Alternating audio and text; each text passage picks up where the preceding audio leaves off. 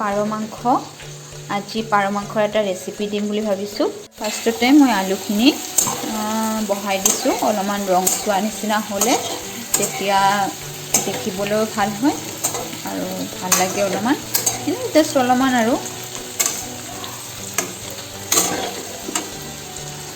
এতিয়া পিঁয়াজখিনি দিলোঁ। পিঁয়াজখিনি অলপমান ৰংচোৱা নিচিনাকৈ ভাজি ল'ম।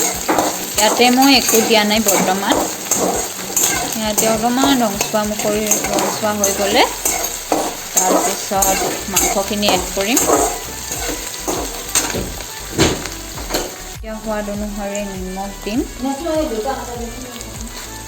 তাৰপিছত লাৰি দি দিম।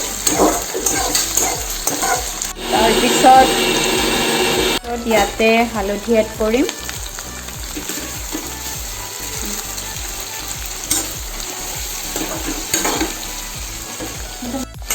তাৰপিছত এইখিনি লাৰি দিম। তাৰপিছত ইয়াতে মই আদা, নহৰু, জালুক, জিৰা, ধনিয়া দি এইখিনি অলপ টাইম ভাজিম মই। আৰু যেতিয়ালৈকে আদা নহৰু গোন্ধটো নাযায় তেতিয়ালৈকে মই ভাজি থাকিম। তেজপাত দি লৰাই দিছোঁ এইখিনি।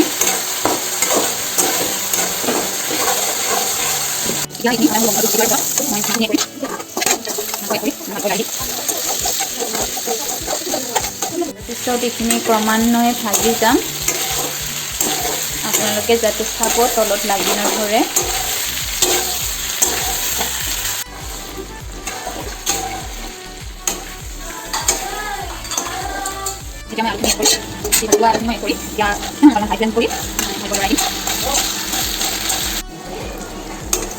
এতিয়া অলমষ্ট ভাজা হৈ গৈছে। পানী দিয়া নাই, পানী দিম আৰু।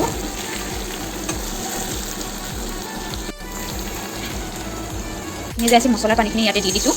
লাগি থকা মছলাখিনি ভালকৈ হৈ যাব। তাৰপিছত আৰু অলপমান পানী দি দিম।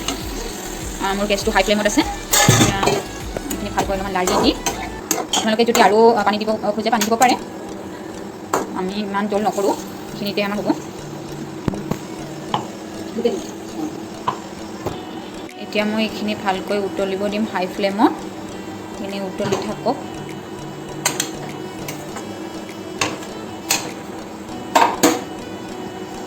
এতিয়া এইটো ভালকৈ উতলি আছে আৰু অলপমান উতলিব দিম। পাৰ মাংস ইজ ৰেডি। উতলা হোৱাৰ পিছত এইটো ৰেডি মোৰ হৈ যাব। ভিডিঅ'টো চাই কেনেকুৱা পালে আপোনালোকে কমেণ্ট কৰি জনাব।